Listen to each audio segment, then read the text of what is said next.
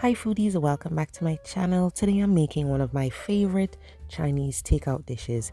Some people say General Tso, some say General So, but however it's pronounced guys, it is delicious. Let's get into it.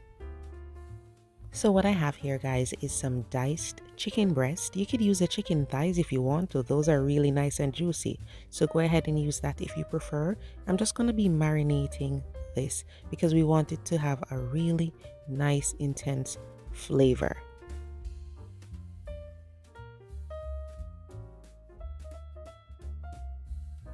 After stirring all of this in, I'm going to be coating with some cornstarch.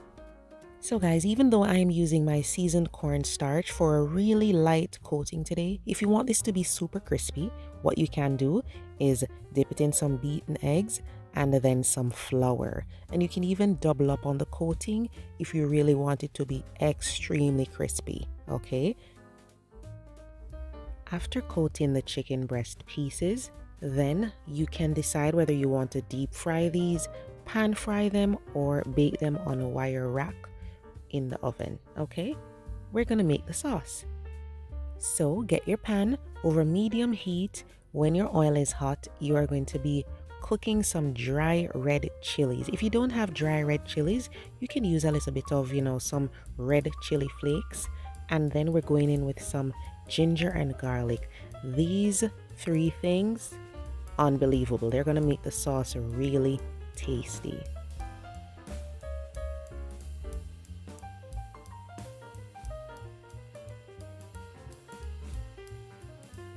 When everything gets nice and fragrant, we're going to be adding my sauce mixture. And this has chicken broth, soy sauce, some other wonderful flavors. I'll leave all the details in the description box below.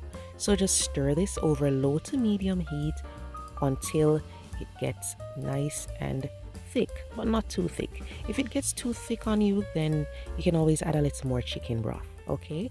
And just stir this. Once it comes together after a few minutes, you can turn that heat off or keep it very low. Now once your chicken pieces have been fried, whether deep fry, shallow fry, or baked, then all you're gonna do is toss all of this with that beautiful sauce, guys.